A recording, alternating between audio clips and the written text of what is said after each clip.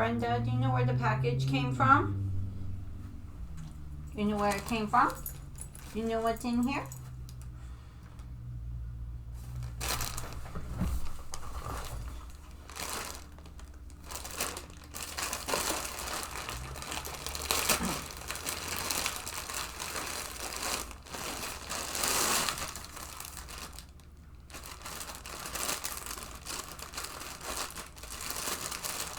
It's berry. Oh, it's vampire berry. Look, Brenda, it's vampire berry. She must inspect the toys.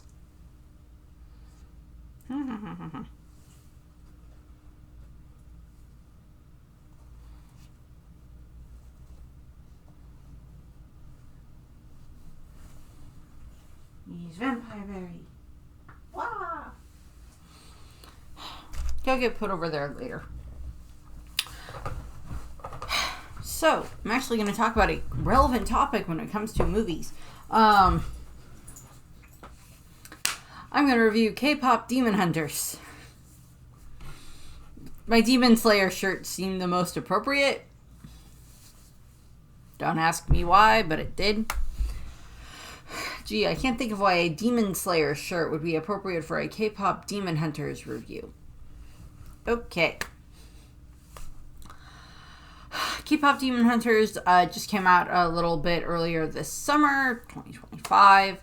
And the whole premise is essentially, I love the whole premise, it is essentially K-pop girl band that is like top of the charts, also fights demons. And there have been girl groups for hundreds of years that have continually fought against demons while singing catchy songs. I love that idea. You have my attention already. To be fair, I heard about this not via like advertising. I heard about it through something else and I'm like, oh, well, that sounds interesting. And then my dad was like, hey, so one of the movie sets up is called K-pop Demon Hunters. Have you heard of it? And I'm like, yes. And I went to watch it. And he's like, okay. So we watched it. And we very much enjoyed it. And I'm going to do the review for it. Technically, it does qualify as a non-Disney animated movie review because it was done by Sony Animation and then distributed with Netflix. So technically, it qualifies. But I didn't want to wait until I got all the way through everything else before I got to this one. So we're going to do this one. Okay. So, the story starts essentially is that long ago, demons would prey on humans. They would fight them, kill them, gather their souls, and take them to their ruler, Guima. Eventually, what ended up happening is there ended up being these demon hunters that arose. And in this case, there were 3 women who arose. And they were able to fight against the demons. And they were also able to seal them away with a magical barrier called the Hunmoon. This was done by a combination of singing and their powers. And they were able to use like the connections in people's souls to be able to create and power the Hunmoon. And then over the next however many generations, we don't know the exact number of generations, but over the next however many number of generations, 400, 500 years worth of generations, whatever, different groups would, each generation a different group shows up. A new set of 3 girls is chosen who can be the demon hunters and can also sing and access the Hunmoon, so that way they can use it to sing to their fans to help power up the Hunmoon. And we see this, we get like this little montage of, ones from, like the ancient times, and then ones from like the 20s and the 30s, 40s, 50s, 60s, 70s, 80s, 90s, not each decade, but like each generation. And assumedly, they're kind of somewhat trained by, like, the prior generation. It's just my thought. I'm like, I kind of want to learn about some of the other groups that have been through this. Until we get to the current generation. In the current generation, their group is a K-pop girl band called Huntrix. The previous generations band, the Starlight Sisters, as we'll kind of learn about them, they kind of seem to be more of like the pop, kind of maybe closer in line to like the Spice Girls, Britney Spears kind of era setup there. Is kind of what they seem to be more like. And like the different ones kind of reflect the different time frames that they're in, which is pretty cool. And we are introduced via the fans. I love how they do the introduction here. So the way that is in the present is that Huntrix, the K-pop girl band, is getting ready to do like their big, world tour finale show for their tour. And they've got like tons of fans, like thousands and thousands of fans, just packed into this arena. And all of them are just like, oh my God, they're so excited. And we're getting like the quick backstories of each of the girls. So we are introduced to Mira first, I believe. And Mira is the kind of the dance coordinator of the group. And the way that they describe her is that she is from this very wealthy family, but she was like the black sheep of her family. And then we have Zoe, who is actually from Burbank, California. And she kind of, is from like the, lower middle class, type of a thing. Went to public school, that type of thing. And she is kind of like the group's lyricist and rapper type of a thing. And then we have Roomie, who is the lead singer of Huntrix. And she is actually the daughter of one of the Starlight Sisters, as in from like the prior generation. And she was raised by Celine, who was also a member of the Starlight Sisters. And Celine is Roomie's guardian because Roomie's mother died when she was a baby. And then Celine has essentially raised Roomie in the spotlight. And then she found Mira and Zoe and built Huntrix around Roomie. And then all three girls are trained to also be hunters, to, be huntresses, to be able to hunt the demons and fight against them. So we have that kind of set up there. We are also introduced to their manager, Bobby, and Bobby is great. He very much adores the three girls. He does what he needs to protect them. Bobby is great. So we have that. And it's all getting ready for this like big performance that they're going to do. And this movie is a musical. You have me at K-pop dinner enhancers, and you make my attention last longer when you have actually really good music in the movies. That helps. And what ends up happening is, the three girls are getting ready for their performance. First of all, they're just essentially carbo loading on just like a ton of food, which I'm like, I wish I had your metabolisms. I really wish I did. Or at least a little bit of your metabolism. This is how much they're eating. And like, I love how they just have like the crazed faces at various points in time while they're eating and everything. And they figure out that the crew that is currently on their plane that is like flying them away from the concert, even though they're supposed to be at the concert, are actually demons in disguise. And Roomie, they figure this out, and then Roomie goes over, and we reveal that demons have patterns on their skin. Generally, it's visible on their arms or legs or neck, just like kind of anywhere like below their head. To a degree, they have like marks that are visible or patterns. And the demons can assume kind of human form, but they don't exactly know how to act human exactly. And then, Roomie's like, yeah, you guys are demons. Come on, just come on out. We're going to fight you. And the demon's like, we're going to attack your fans. And it's just like, yeah, no, you do not threaten the fans. And that essentially leads into our first number, which is How It's Done, which is the three girls singing their song that is like assumedly the one at the top of the charts right now for Huntrix, because Huntrix is like the most popular girl band in like Korea. I don't know if it's supposed to be that they're the most popular girl band / idol group in the world or just Korea. The movie just mostly just takes place in Korea, but like I'm not exactly sure about that, like if it applies to like worldwide or what. But like Korea, Seoul, that area. And what ends up happening is, so we have like the song How It's Done, where the girls are essentially singing and fighting the demons in the plane while they're trying to make their ramen, which is just additional funny. And essentially, the plane kind of gets trashed, so the girls slurp up their ramen really, really quickly, and then they dive out of sky drop out of the plane in order to then attack the demons as they are all free falling. I mean, the way that it's implied is that the girls, because of the power of the Hunmoon, and like we see them singing during this time frame, and they're able to like essentially, summon their weapons by accessing the Hunmoon, as in like kind of like with Sailor Moon, how they're just able to like pop their weapons out of nowhere, because the girls are magical girls. They're magical girls. This is what they are. They're demon slaying, K-pop singing magical girls, and. So it's like they're singing as they're all free falling and like fighting the demons and like, making sure they're all ready, their mascara and their hair and their makeup and everything else is like all ready for them when they land to perform.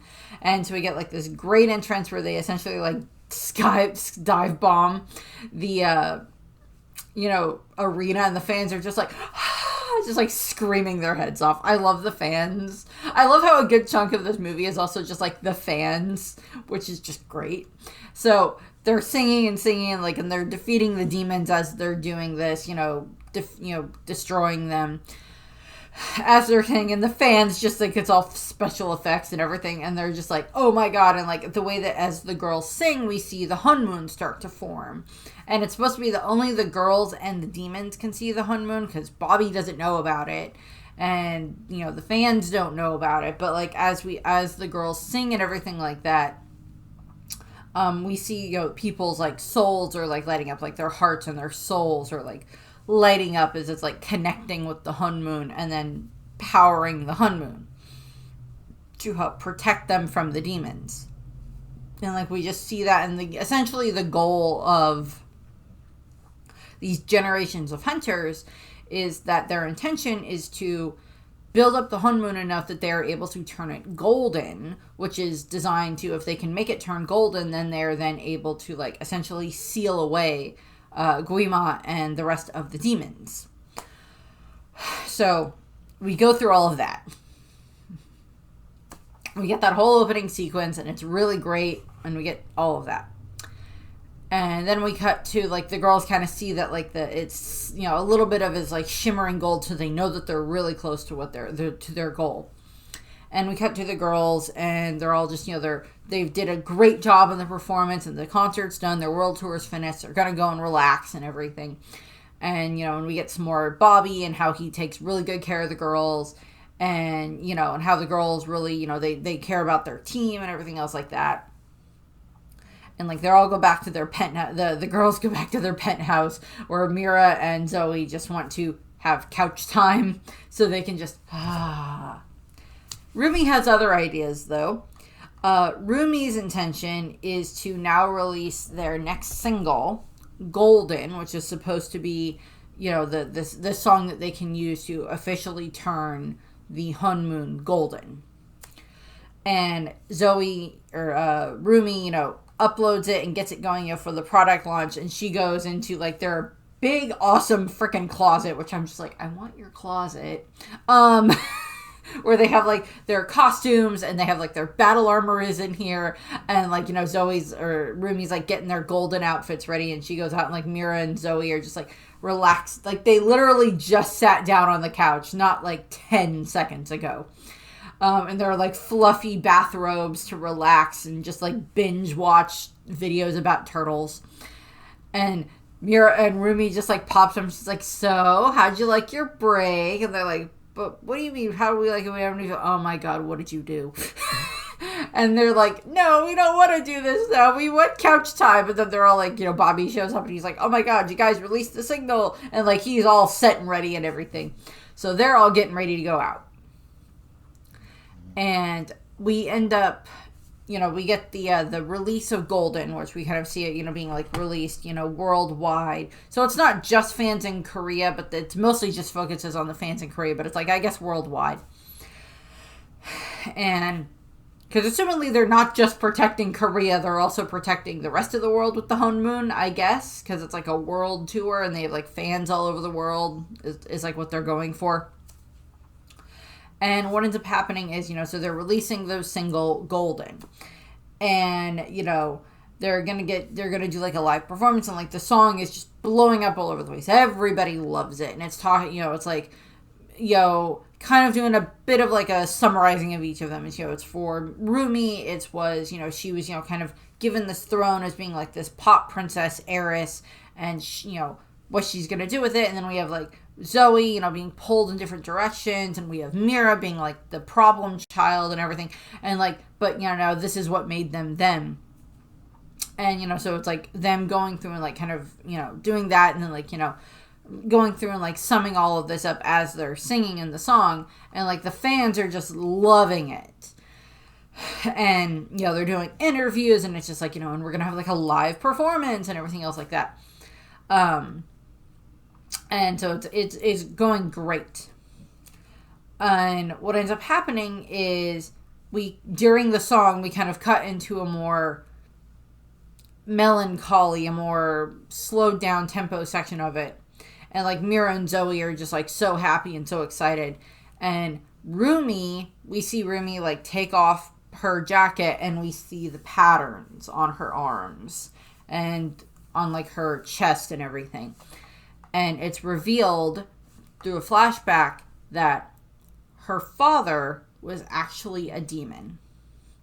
That her mother, I think it's kind of confirmed that the mother's name was Ryu, R-Y-U, and that, she was the Sunlight Sister alongside Celine, and that she fell in love with a demon and had a child, and she unfortunately died shortly after Roomie was born, and Celine promised to raise and protect Roomie. And essentially what we see in the flashback is that Roomie, it's, this mind of a little kid is just like, well, we're hunters, we are hunters, voices strong, slaying demons with our song type of a thing. And she, it's like, as a little kid, she's like, well, so all patterns are bad. We're supposed to destroy everything that has a pattern. And like, we see her looking at her patterns, and we always see Celine covering up the patterns. It's like, don't worry about those. Once this moon is golden, your patterns will go away, type of a thing. It'll be fine. You're not a demon, but your father was, but you're not. And I'm going to make a comparison here, and I'll probably bring it up again later, because my mom and I just finished watching Through Fruits Basket, and she really enjoyed it. And of course, Through Fruits Basket, it's, the Soma family have the curse, and of course Kyo is cursed as the cat, and if he ever takes off his bracelet, he then will turn into like his monstrous form until the curse is broken. And we see with Kyo's flashbacks with his mom how like she was like checking so often to make sure that he had the bracelet on so he didn't accidentally transform. And she did love her son, but she was also afraid of him. And there is a very good comparison here between Kyo and what he went through with the cat, and with Celine and Roomie, and with Roomie going through with like, she has these patterns. And we even find out later that like she wants to tell Zoe and Mira about them because they're her friends and she trusts them, and she wants to tell them about the marks. And she's like, well, maybe they're understand. And Celine's like, no, we can't tell them anything, can't reveal anything until after the honeymoon is sealed. You have to keep your marks hidden, your patterns hidden, you can't show them, type of a thing. And but we see that, so there is that comparison there that can be made. To be fair, that's not the only thing in like all of pop culture, literary or movies or whatever, where there's someone who has a power that had it to keep it hidden and has this dark secret and blah, blah, blah, blah. That's a good chunk of things. Have that there. So we kind of have that comparison there that I did want to bring up simply because it's like, my mom and I just watched Fruits Basket, so that's pretty, on the brain right now. And so, we find out that Roomie has these patterns, and she really wants to get the honeymoon to turn golden, because then she feels that if we can get this honeymoon to turn golden, it's this, this childhood belief that she's had all her life. That's like, if we can get the honeymoon to turn golden, then my patterns will go away. And then I can fully be who I was meant to be. I can stop hiding behind these walls and all this other stuff. And we have like this chorus here, this verse here is about that. She doesn't want to hide this stuff from Zoe and Mira anymore because they're her best friends. But she's so scared because we see, and it does come back to bite her in the movie, obviously, but we see just how much she has, she wanted to tell them, but she never could. She couldn't figure out a time when she could do it. And Celine was always there, like, no, you can't tell them. No matter how much you want to, you can't tell them. They won't understand, type of a thing. And yes, it is implied that Celine was probably in love with Roomie's mother. And that was not the only reason why she raised Roomie, but it was one of the reasons why it's like, the good part of you is what's from your mother. The bad part of you, the patterns, that's from your father. And I think there's a bit of a hatred there from Celine's perspective of like, the woman I love, my best friend, my sister in the setup of, Huntresses, she chose this demon over me. She chose to be in love with this demon and have this demon's child over, her duty as a huntress. To be fair, it's never revealed who Roomie's father is. I don't think it's supposed to be any of the demons that we meet. I'm assuming at some point in time he got nixed either by Celine or by Roomie's mother, or by the third one that we see as the Starlight sister. Some variation of that. He probably got nixed. It's not like Guima is Roomie's father. It's not like that's the case, because he's trapped in the demon realm, the underworld, the wherever you want to call it. That's where he's trapped. So what has been going on during the tour for Golden is that unfortunately Roomie's voice is starting to, she's losing her voice a bit. And it's the night of the concert where they're going to do like the premiere of the live performance of Golden. And that's, it's like we're seeing the patterns and everything. And she can't sing and her voice keeps, going whenever she tries to hit certain notes. And she ends up running away and running off into the city. And, screaming about why won't this work? Why can't I do this? And like singing and everything like that. And we kind of see this thing where anytime that Roomie gets mad enough, her demon power kind of slightly activates. And whether or not it's intentional, it's not intentional in some of the cases. But her demon power slightly activates, which is, I think, is one of the things that starts weakening the honeymoon. Now we cut down to the demon world, where we have Guima is here. And he is, of course, enraged that all of the failures that keep happening, all of his minions' failures that keep happening. When we have Genu step forward, and we find out that he is a former human that got turned into a demon by Guima. And very similar to like how in Demon Slayer there are humans that got turned into demons. I do kind of wonder how much of some of that was inspired by some of this and bits and pieces here and there. Probably a bit, but also just like maybe not. I don't know. But what ends up happening is, Genu comes forward and he's like, what if we try a different way of going after the hunters? What if we weaken their power? What if by going after their fans and we steal their fans and that will weaken the Hun Moon? And then it's like this, increasing cycle of like, we steal more fans, weakens the Hun Moon more, we can send more demons in to get more souls. And he's got these 4 other demons with him that are hot. And Guima's like, okay, this could work. What do you want as a reward? And Genu wants that his memories will be erased. His memories of being a human will be erased because of what he did. Because he can't live with that guilt anymore. And that was like 400 years ago is like when his backstory happened. And we'll get to that in a moment. So the K-pop, I love that, a demon boy band. How do you think that's going to work? And then the boys are all just really sexy and it's just like, oh yeah, that'll work. So they're going to head off to go do that. We cut to the next day or so, and like Mira and Zoe were like, they were not happy that Roomie ran off, but they understand that it's like just like her voice isn't working anymore, or is kind of going. So they're like, okay, that's okay. And like Bobby's even like, we got the producers mad at us, but I will stand up for my girls and they will get what they need. So he's like, I will do what I have to like take care of them. Good Bobby. And so they go to this essentially quack doctor who's supposed to have remedies for everything that like Zoe has. Like Zoe kind of goes down like TikTok rabbit holes about things. And that's how she found this weird doctor who essentially just stares into your soul and tries to deduce what's wrong with you. I think the guy's a little bit of a mentalist in the fact that he can, like, pick up on signals, but he's also just a quack when it comes to his actual prescriptions of things. So, yeah, there's that.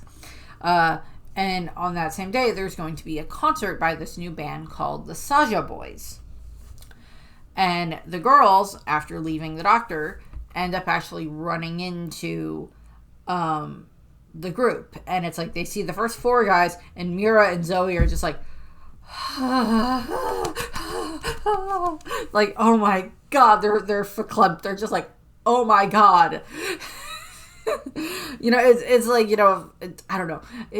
I don't know. I was trying to think of who that would be for me, that I would just go into that, oh my, like the Southern Belle trying not to faint in the summer heat because her crush talked to her or something like that.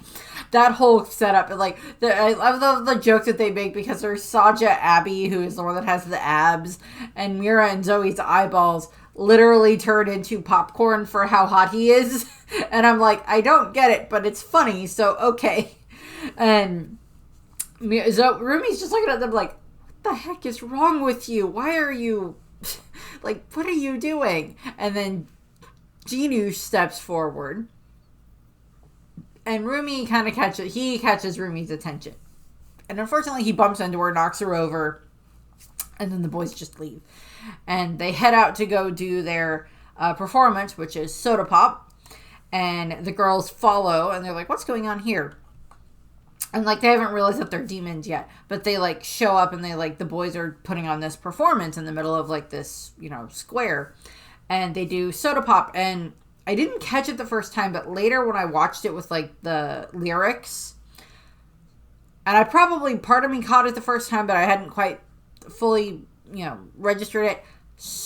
And it's, like, the whole point of the song is obviously to be catchy for Soda Pop, because it's supposed to, like, be like an earworm in people's brains as they sing it and everything else like that, because it, like, connects, is like this bit of a connector thing. But I love the fact that, like, so many of the lyrics in the song are about, like, food and eating, because that is literally what the souls of these people are going to be for Guima and the demons. So I love how that's part of the song, but because there are various K-pop songs that talk about food or talk about something like that, it's not something that is, like, really out of place. And, like, they're going around, like, they're singing and they're dancing, and, like, they're getting so many people's attention, all of this, in this square and everything else like that, as all of this is going on. And, like, and it's a good song, and even, Mira and Roomie and Zoe are, like, over there, and, as they're singing, they're just, like, doing a little, the shoulder bop bit, which is just funny. And then as the boys are dancing, they reveal their patterns slightly, like, they flash their patterns, and the three girls notice, and they're like, oh, they're demons, and they're here to steal our fans, type of a thing. And, like, so they realize that. And so they're like, oh, we gotta take care of them now. So what ends up happening is the boys are going to be on a game show called Play Games With Us that night. So the girls are just like, okay, we got to go and take them down. So they get into, like, their hunting, their battle gear, and head off. And they somehow sneak backstage at this place. And, the boys are doing a stupid challenge where they're all trying to, drink hot sauce. And we get introduced to all of them. So we have Jinu, who is the leader. And they're all, I kind of make this a bit of a joke on like the Spice Girls setup for how they have like all the Spice Girls have different personalities. There's Sporty Spice and Scary Spice and Baby Spice and different things like that. The Saja boys kind of have something similar here where there's Jinu, who is just the leader. And then there is Saja Mystery, who is the one with like the long hair that covers his face, the one that Zoe ends up liking. There is Baby Saja. There is Saja Abby or Saja Abs, who is the one that has, the very, built up one with the 6-pack, 12-pack, whatever you want to call it. There is Saja Romance as well, who is the one that is like kind of like the, hair nice and pretty, and like his face on display and everything else like that. So it's like they all kind of have these different personalities that they're supposed to be showing off. And a lot of people have done like analysis of like, oh, this is a representation of this and this and this and this, of like what they're supposed to represent in regards to like how fans treat different idol groups. So what ends up happening is, the boys are on the show, blah, blah, blah, blah. And the girls are getting ready because it's like, okay, as soon as they come backstage, we're going to get them and then we'll be all finished with this. Unfortunately, Jinu notices them and ends up inviting them on stage, and the girls can't really refuse. So they end up kind of embarrassing themselves, which is funny. And then, like, they just essentially have, like, a polite off where they're, like, bowing. And, so they get, headed off. And then they chase the boys into a bathhouse. And the Roomie and Zoe have kept, or Zoe and Mira have kept wanting to try to get Roomie to come to the bathhouse with them. Because it's, like, a nice place to go to relax. By the way, what we see of the bathhouse later, I'm like, I want to go to this place and just relax in the water. That seems like a great idea. I want to try that. I want that tub. And what ends up happening is they chase the boys into the bathhouse, where they end up then having this fight with a bunch of the demons there as the boys run off. Roomie chases after Jinu, and they kind of end up clashing a bit while Zoe and Mira are taking care of a bunch of the other demons. And unfortunately, what ends up happening is part of Roomie's costume on her arm gets ripped, and Jinu sees her patterns, and he realizes, oh, a demon hunter who's part demon. And Roomie is thrown off by this, and she Zoe and Mira are in trouble and she needs to go and help them. But if she runs out there and she has her patterns on display, that's going to be bad. So she's hesitating. Jinu steps in, grabs her, covers up her arm, like ties thing around her arm. And then, she goes, he vanishes, and then she goes and helps Roomie or Zoe and Mira, and then they're able to go home. And they're like, okay, well, that's not good. And we see that Jinu's plan is actually working. And because we cut back to the demon world, where it is revealed that souls are showing up. Because the way that it works is that the souls are like them singing Soda Pop, because it's tapped into the demonic energy of it, opens up rifts in the Hunmoon that the demons can go through and get the souls.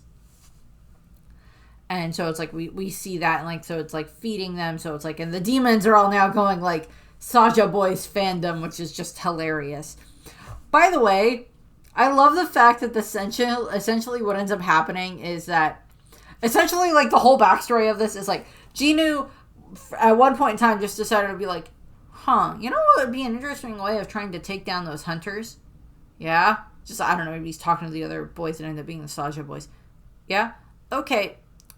What if we did a K-pop demon boy band with us, or with some of us demons, and then we use that as a way to mess with the Hunmoon by stealing their fans? Because, like, Jinu had to have come up with this plan at some point in time before he went and presented it to Guima, because, like, they have everything all set up. He's got his other 4 members. They have a song written. So it's like, okay. So what ends up happening, I love that it's like essentially the context for this is like, okay, well, let's try this. And it works, but like I've seen just like adorable funny fan art of like Genu sitting there trying to figure out how to write this song, and he's like, soda can, small, no, little soda pop, that'll work. And then like other demons coming into like audition to try to be in the group, which is just hilarious. I love that whole concept. And we also know that he already has a bit of whimsy because he has, and we'll get to them in a little bit, the tiger and the magpie. We already know that Genu has whimsy about him because he hangs around with those two. But so this also, Genu and Guima have the conversation where Guima's like, one of the huntresses bears my marks, but I have no control over her. Find out what she is ashamed of so I can feed off of it. And Genu's like, okay. So essentially what ends up happening is Genu send the tiger and the magpie to send a message to Zoe or to Roomie. But first we just have this funny moment where the girls are like looking out over the city and like they're seeing like the rips in the Hun Moon, and it's like the blue is all the Hun Moon, and then like the rips are like the pinkish purplish type thing.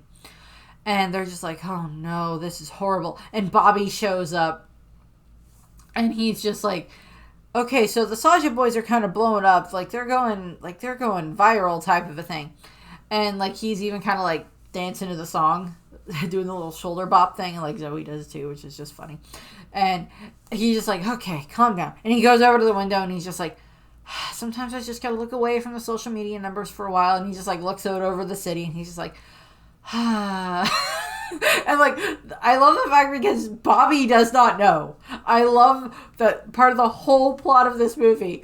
Bobby has no idea that the girls are demon hunters. And that it's like their whole setup is like, yeah, we have this stuff. We are amazing singers and dancers and performers and everything like that. But we're also going to go out at night and fight demons. And Bobby has no idea. Like they do it at one point in time with like Bobby in the background, which is just funny. Which is just so funny and I love it. I love Bobby. He's great. But what ends up happening is, it's like, so we have this comparison where it's just like, Bobby's looking out and he doesn't see a problem with like what's going on with the Hun Moon. But the girls, they look out and all they see is the Hun Moon just slowly being destroyed. So it's just really funny comparison here. And the girls are like, okay, well, we need to work on figuring out what we're going to do about this. It's like, okay. So they're trying to figure out their game plan. But what happens is Roomie, as I said, gets sent a message. Like she sees the magpie and it's got a hat, and then she goes and she sees the tiger and it has, and the tiger is just derpy, and the tiger has like a message for her from Genu, and he shows up, or like she goes and she does meet him. First she attacks a mannequin that looks like him. Genu plays it off, and then they have like this conversation where it's like it is discussing things, but it's also just kind of teasing each other. And essentially what ends up happening is Genu tells her that, okay, so 400 years ago, my family was just engrossed in poverty. We could not get anywhere, and the only thing that I had was my instrument. And Guima, that's the first time I heard him in my head, and he whispered to me and he said, I can give you the power you need, the talent you need to be able to do what you need. And 400 years ago, Genu, as a human, took him up on this offer, and he was gifted with this amazing musical ability, and him and his mother and sister were lifted out of poverty, and they even, were so, he was such an amazing singer that they were at the palace and everything else like that. Unfortunately, what ended up happening was Genu's patterns eventually took over, and it became where he couldn't hide it anymore. And then he got, essentially banished to the demon world, and his mother and sister got thrown out of the palace and were in a worse situation than they were even before. Because now they don't even have him to try to provide for them. And so we kind of get that backstory there. And he explains that Rima feeds off of the shame and the torment that the demons have. And that's how he's able to control them. And he's like, he's like talking to Zoe, or like talking to Roomie, and he's like, so have you told them about, are you going to tell them about your patterns? Do they know? And she's like, no, they don't know, and I intend to tell them, I just haven't yet, type of a thing.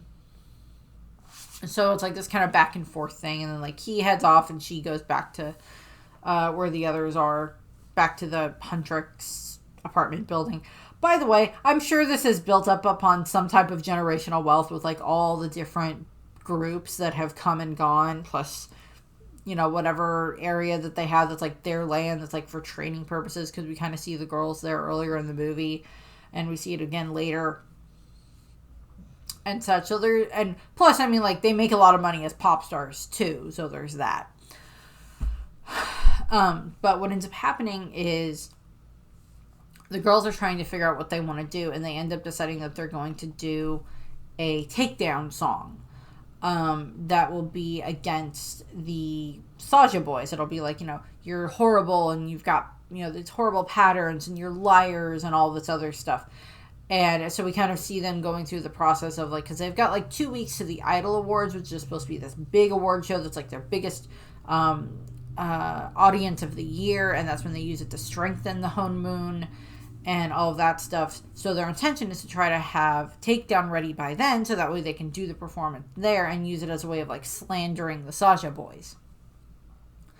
And so we're getting kind of this like back and forth, montage sequence where we have that the Saja boys' popularity is just skyrocketing. And they're just bypassing all the other groups as like they are going on different talk shows and being so handsome and charming and all this other stuff. And, it's like, so part of the pun, and I'll go over this again, part of the pun in the name is that the Saja boys, Saja is a variation of the Korean word for lion. And their symbol is like a lion's head. So it's like you can join the Saja boys' pride, as in like the lion pride. There's also a side bit where, and I'll go over this again at the end, but the way that the boys dress in like their demon forms with like the wide brim hats and the black robes and everything like that, that is because Saja is also a variation of part of like the word for like the Korean version of like the Grim Reaper type of a thing, or a similar enough figure. And so that's why the boys dress that way. That's like this play off there. And so it's like join the pride. So it's like sending out the stuff to try to get people to like, join their pride. And then once they join the pride, then they become more of a target for the demons, and then the demons can get them, and then it weakens the Hone Moon more and all this other stuff. So as the girls are writing Takedown, the boys are growing in popularity, and more of the fans keep vanishing. So, stuff's going back and forth. They're figuring out how to write the song. They're fighting against the demons, all this other stuff. Getting this award, that award, and building up to the point where it's going to be the Idol Awards. So they're going to end up having this fan signing event where they're going to have, a bunch of their fans show up. And the girls are going to have, signing. And of course,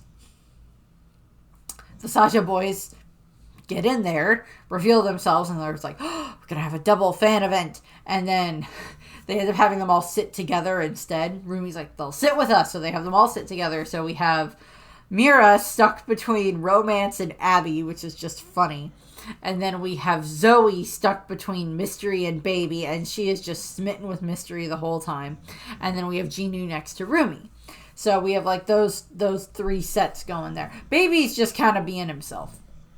So what ends up happening is they're having this event, and they're all, they're signing autographs and everything else like that. And, signing stuff, interacting with the fans, all this other stuff. And, Mira is just angry. Zoe is kind of trying not to flirt with Mystery and failing. And then we have Roomie and Jinu talking, and Jinu's like, so have you told them yet about your patterns? And she's like, no, I haven't. We've been busy and like all this other stuff.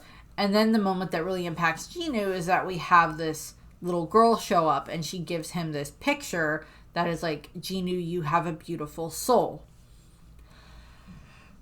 And this really affects Jinu. And then, like, we see them all leaving, like, the Saja boys leaving, like, they all got, like, flowers and stuff like that. And all the boys just, like, throw away any of the gifts that they got, except for Jinu. He can't bring himself to throw away the picture. Probably because it reminds him of his sister. So, we're going through some of that. And we get it to where it's supposed to be Jinu and Roomie meet up again. And, like, he's been sending the tiger a bunch to, like, send her invitations for them to meet up every now and then. And, you know, she keeps, you know, petting the tiger and everything else like that. Like, she doesn't have a problem with the tiger or the magpie. And she's still trying to figure out what to do. And, you know, she is literally being torn between these two sides of her. You know, this demon side of her and, you know, her human side, her hunter side. And what ends up happening is they have this other date where they're just discussing stuff. And she, like, shows up and surprises him, which is just so funny, where she scares the crap out of him. I love that bit. She just, like, sneaks up on him. And then they run into this older lady who's, like, selling bracelets. And it's like, would you like a bracelet for your girlfriend? He's like, no. She's not even my type. And Rumi's like, I am everybody's type. And the lady just kind of looks them over and then hands Roomie a bracelet. Here, you get free one. Find a better man. And then walks off. So we have, like, that bit of fun conversation there. And Roomie ends up asking Jinu if he would be essentially willing to throw the Idol Awards. As in, like, make the Saja boys fail so that way the Huntrix can win the Idol Awards, and then they can use that to turn the Hunmoon golden. And then from there, you know, Jinu and his group, like, if Jinu's on this side of the barrier, then he might be okay. He shouldn't be affected, and, like, Roomie will be human again, you know, will be fully human because her patterns will be gone and everything. So we kind of see that. And so that's kind of part of the conversation. A different thing that happens is that Roomie and Mira have this conversation where Roomie is not comfortable with all the words that they're using in the song Takedown, because it is like, your patterns make you a monster and you lie and you're, you know, all this other stuff. And Roomie doesn't like that because, of course, because it's talking about patterns and being a demon, it's reflecting back on her. And she even makes the comment to the other two that this is not the song that we want to try to turn the Hunmoon golden. This is not the song that's going to unite our fans. That's, you know, Golden is the one that's going to be the song to do that. So they're going through that. And then we have it where Roomie and Jinu have, like, kind of their final date. And it's, they're talking more, and he explains how, like, he hears Guima's voice in his head all the time. Every demon does, and you can't make it go away. And, you know, this is where they have the song Free, which is their duet. And they're, you know, going through that. And, you know, when it's done, Jinu's like, I can't hear his voice anymore. It's like their bond kind of drowned out the voice. And Roomie even says, you know, and my voice is better. It's healed just from us talking, type of a thing. So she's able to sing now for the concerts. And what ends up happening is Jinu then agrees that he will sabotage the Saja boys. So then he gets pulled back to the demon world, where Guima reminds him that if you want your memories erased, you have to do what I want you to do. And this is where we get to reveal that Jinu lied to Roomie. That yes, him and his mother and his sister were in poverty, and that his music was maybe the only way to save him, and that he did make a deal with Guima. But Jinu was the only one who benefited from that deal. he left his mother and sister in the squalor in order to go live in the palace, sleep on silk sheets, and have a full belly every night while they were still out there freezing and starving. And that's this thing. So he's forced to obey. So he comes up with an idea that they're going to sabotage Huntrix for how they're going to do this. So it's time for the Idol Awards, and I mean, like, we have had these moments where, like, Roomie very much just wants to tell Zoe and Mira about her patterns and reveal it to them and tell them about the plan with Genu and all this other stuff. But she can never bring herself to do it because she always keeps hearing Celine's voice in her head saying they'll never understand. You have to wait until after we turn the honeymoon golden and your patterns are gone, and then you can be normal.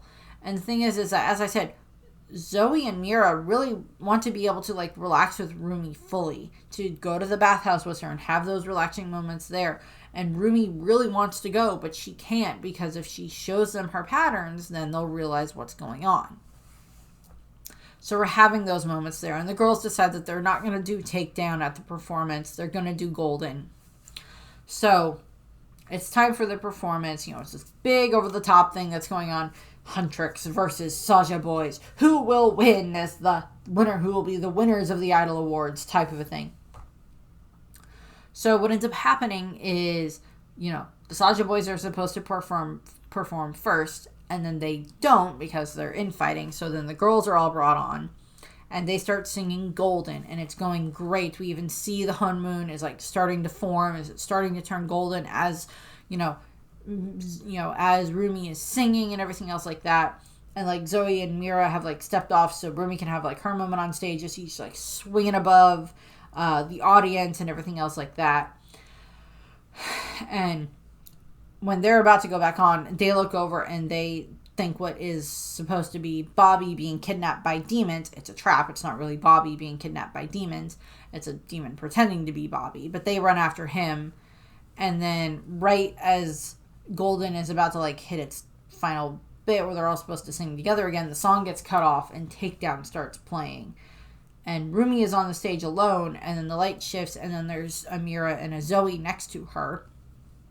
These are demons disguised as Mira and Zoe. And they all start singing Takedown, which the audience doesn't recognize the song. It's a new song.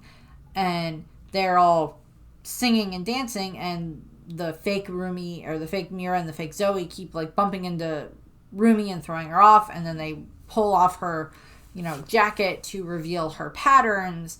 And all this other stuff. And it's like, you're nothing but a dirty demon type of a thing, we know, and blah, blah, blah, blah. And, Zoe, the real Zoe and Mira run back out, and they're like, what is going on here? As they're, like, seeing on the screen of the fake Zoe and Mira harassing, tormenting Roomie, and, like, they're seeing the patterns, and then there's this shot where Roomie is just standing there, and, like, she's, like, her patterns are becoming more and more visible as this is happening because it's stressing her. And, like, her hands have kind of turned into claws. And the patterns are much more pronounced. And she ends up, like, on stage, like, looking like she's trying to shrink in on herself. As, like, she had, like, screamed and, like, it blew out all the lights. And she's like, oh, God, type of a thing. And she runs off stage. And the fans are, like, freaking out about this. And so it's like, okay, the Idol Awards are canceled, and, like, Roomie has, like, run off stage. And she finds the real Zoe and Mira, and she's like, oh, thank God, that wasn't you up there. Okay. And, like, they're, like, backing away from her because they're, like, seeing how she is, and they're, like, seeing her demon marks. And she's like, it's okay, we can fix this, it's fine. She's like, okay, yeah, I know, I'm sorry, I lied, but it's okay. And, like, we see the fear in their eyes, and, like, they both, like, subconsciously summon their weapons. And they're like, you've lied to us this whole time. And so it's, like, feeding off of, like, their own fears type of a thing. And because, like, Zoe's always had to, like, I guess, hide parts of herself too. And, like, Mira was always, like, this black sheep of her family. you'll never have a real family type of a thing. Zoe is very much a people pleaser type of a thing. I know how that feels. And so we have that going on, and Roomie kind of like shouts at them, and like that kind of causes her power to spike a bit, and then she runs off, and she runs into Genu, where he has like the 2 fake demons with him, and she's like, you promised to help me, and he's like, I can't go against him. And he reveals, like, I lied to you. I abandoned my mother and my sister and all that other stuff. I lied to you this whole time. It's been nothing but lies. And he's trying to push her away as well, and make her hate him. And so he's going through all of that, and what ends up happening is Roomie runs off, and she kind of disappears. We cut back to outside of the building, where just the honeymoon is just shredded all over the city. And Mira and Zoe are like, okay, well, Zoe's trying to be the optimist, and okay, well, what can we do? We can try to do this. We can try to do this. And Mira's like, we can't. And we cut over to where we see Bobby, and he is finally falling to the Saja Boys thing. And the way that they do this is we get to hear the characters' internal voices, but it's not them. It's Guima using their voices to influence them, mimicking their voices to influence them. And it's telling Bobby, you couldn't keep them together. You failed them. But I know a place where you'll be fine. And, it's so he goes and he, picks up one of the Saja Boys, light up things that they have. And, he's going off, and the Saja Boys have popped up on the screen, and they're like, we're so sorry about what happened with Huntrix. We're in such pain too. So we're going to put on a concert up at the, I guess they have this giant satellite dish building antenna place there, where in the show that there's a giant stadium, but not in real life. So it's the crowds are just funneling that way. Bobby gets sucked into it, and we see Mira and Zoe get sucked into it as well. They're falling to Guima's influence. Mira, it's about you're never gonna have a family, and you're this is the only way, and she falls and heads off. And then Zoe, it's just you've just wanted to be a people pleaser your whole life, all of their insecurities whispering to them. And everyone who is following this way is clearly in a trance, as they are all under the influence of Guima and everything, and they're heading that way toward the Saja Boys' final performance. And we cut to where Celine is. She's seeing that the honeymoon is falling apart. She's seeing Roomie, who is now, she's still got her demon claws. She's got her patterns very much on display. She's not hiding them at the moment. And Roomie goes to Celine, and she pulls out her sword, and she's like, just end it. Just end me now, like you should have all those years ago. And Celine is refusing, and she's like, okay, we'll just tell Roomie or Zoe and Mira that all of this was a lie. There was a trick by the demons, that it's not real, and we'll start over again, and we'll blah blah blah blah. And she's covering up Roomie's patterns again. And it's the moment where Roomie lashes out at her. It's just but you've never loved all of me. Yes, you love me, but you've never fully loved me. You've never fully accepted me. You always tried to hide my patterns. You always told me to cover them up because you couldn't bear to look at them, because you couldn't bear to understand the fact that I'm not fully human, and that there is this other side to me that you hate, and that every time you see it, it reminds you of that. To be fair, I don't know if Zoe or Roomie realizes that Celine probably had a really strong bond with her mother in possibly a romantic way. It's never 100% confirmed, but it's kind of implied there. And everything. And so Roomie screams at Celine and then vanishes.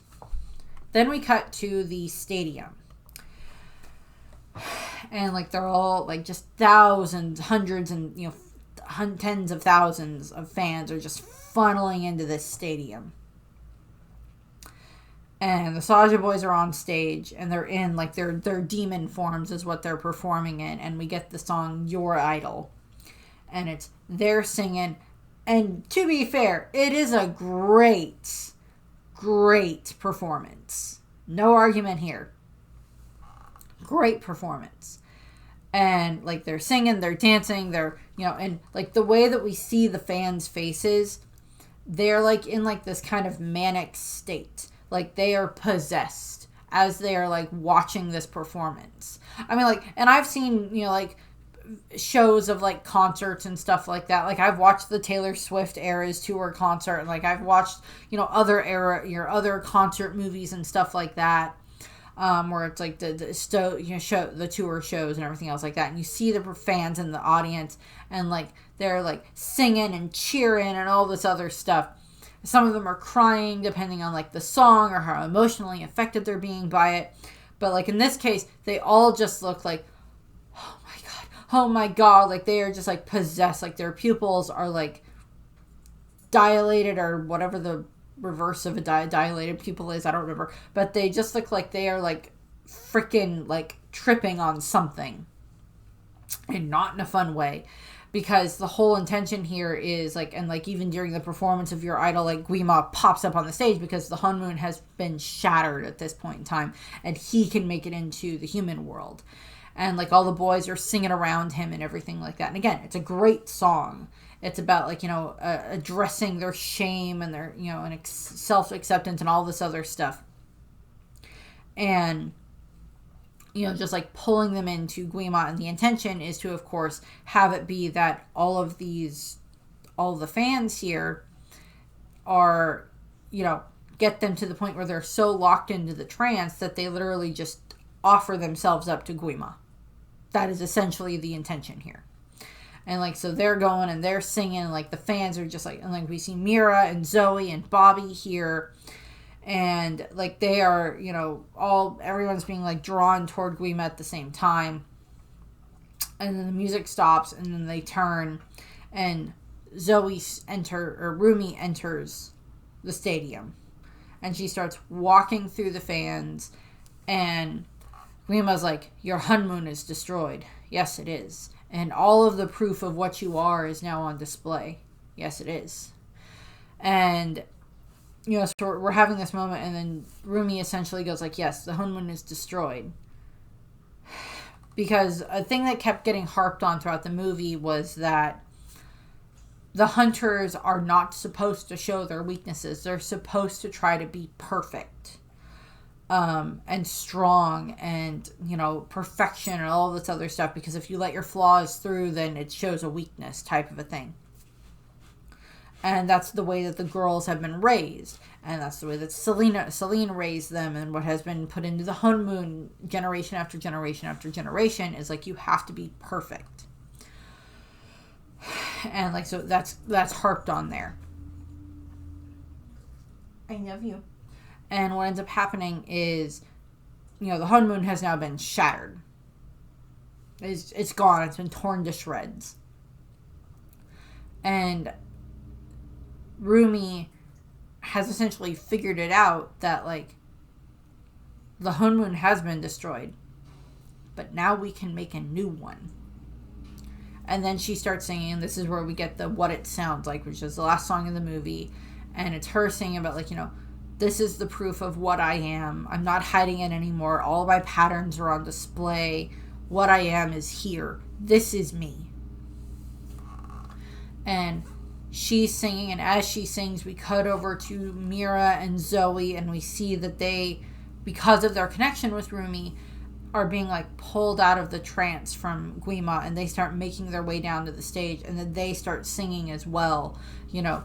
I hid the colors inside my head. I should have let the jagged edges meet the light instead, and like all this stuff is like they're all three singing, and then Guima's like, stop this song, and like he's like tons of demons show up, and the girls like summon their weapons and like fight their way through the demons as they're singing, and they meet in the middle and they hug, and like all of their clothes are like turned white, and they're essentially getting a power up from this. And like as they're slaying these demons, the different audience members are like breaking out of the trances, and we see Bobby break out of his trance. We see other fans that we've seen throughout the show break out of their trances, and it's like spreading essentially. And the boys are watching from on the stage, and then Guima's like, killed him, and the four of them head off. The four other Saja boys, except Jinu, head off to try to fight the girls. And so Abby and Mystery are fighting against, Abby and Romance are fighting against Mira, and then Mystery and Baby are fighting against Zoe.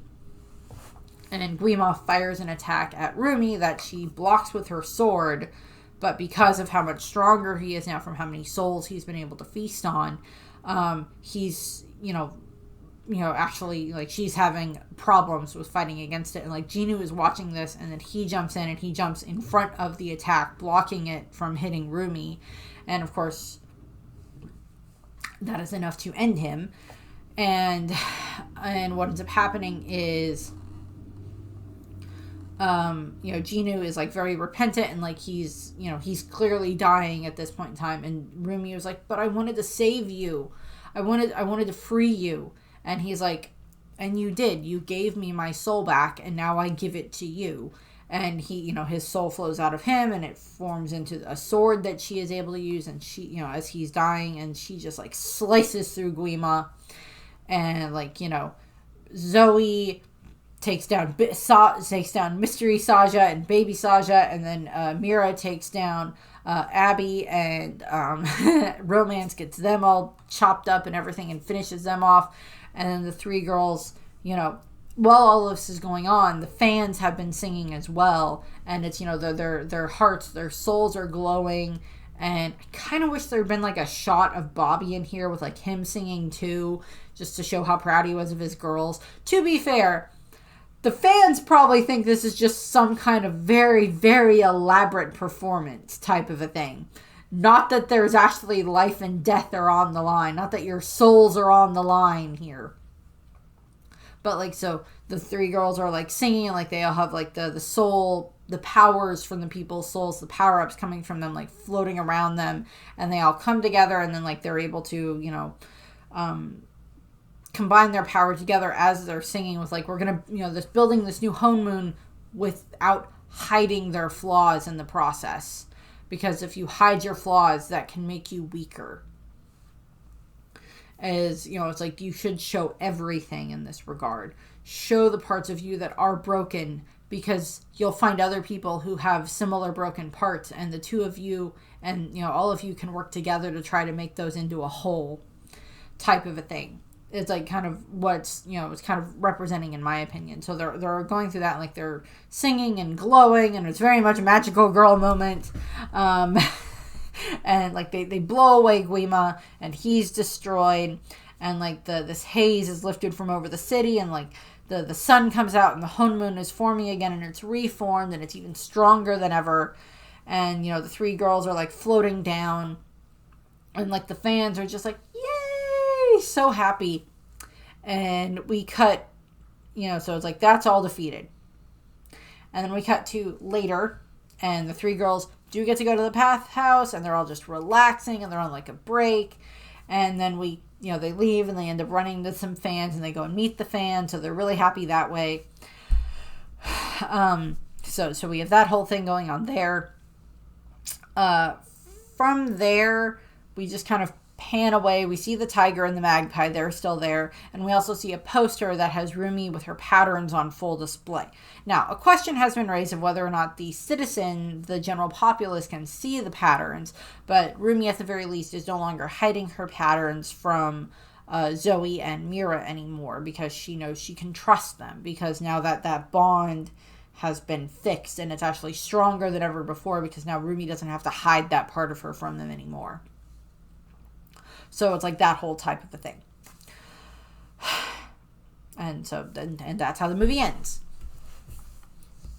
For cast, so we have Aiden Cho as Roomie, and then the singing voice for Roomie is Ejae, Ejae. Sorry, we have Un Hyo Sup. I am so going to butcher these names, and I apologize for that, as Jinu, and we have Andrew Choi as his singer, as his singing voice. We have Mei Hong as Mira, and Audrey Nuna as her singing voice. We have Ji Young Yo as Zoe. And Ray Ami as her singing voice. We have Yoon Yin Kim as Celine, and Lea Salonga as her singing voice. She's been the singing voices for many a Disney princess and other characters. We have Joel Kim Booster as Romance Saja. He also just performed. He's also the singing voice, and he's also like a few other voices in the show. We have Alan Lee as Mystery Saja, and Kevin Wu is his singing voice. We have Sun Won Cho as Abby, as Abs Saja or Abby Saja. And I actually had to look him up. I checked up all of these ones to see if they'd been in anything else that I recognize. And he is actually Neko Mamushi in One Piece in the English dub, which is fun. Nekwa provides Saja Abby's singing voice. We have Denny Chung as Baby Saja. We have Daniel Day Kim, who is just an actor. I think he's been in Hawaii Five-0. Is the healer Han, the very eccentric doctor. We have Ken Jeong as Bobby, who is great, and I love Ken Jeong because he's been in so many different things. And then we have Lee Long Hun, as Guima, the King of the Demons. He is, of course, from Squid Game, and he's been in a few other things. He also does the Korean dub of the movie for Guima, so he voices him in both of them, both the English and the Korean dub. So great. A little bit of trivia, as I mentioned, the Saja boys, the Saja can mean lion in Korean, and their logo is a lion, and they have like the pride, the Saja pride, and that also plays off of the Josung Saja, which is kind of like the Grim Reaper figure in Korean. You know, the will escort souls to the afterlife. It's kind of the way that they have that there. And then the magpie and the tiger painting is the reference for Derpy the tiger, and I think it's Susie, whatever, is the magpie. That are like these paintings that have been in Korean culture for a while, so it's like they're a reference to that. Also, I love the fact that I love the line. It was like, so why does the bird have a hat? Well, I made it for the tiger, but the bird keeps stealing it. I love that line. That was so cute. And like the tiger and the magpie are still around, and like they've developed this like bond with Roomie. So assuming they're going to like stay with Roomie. And I've seen so much adorable fan art of the girls all just like snuggling the tiger, which is just adorable and something they would so do. I've also seen a lot of the fan art of like the various, like they go over like the different, because in the show they address like the whole shipping things with like Roomie and Ginu and Mystery and Zoe and, Rome and Mira Abbey or whatever, however that one went. So they go over those things, which is just funny. And of course there's the fandom have like taken off with so much of that, which is just hilarious with fan fictions and with pictures and like all this other stuff and fan art and all of that. And that's just really funny. So I love how they do that. But that's what we have here. I thank you for watching. I hope you enjoyed the video, and I hope you have a nice rest of your day. And now I have my vampire berry. Yay! Bye.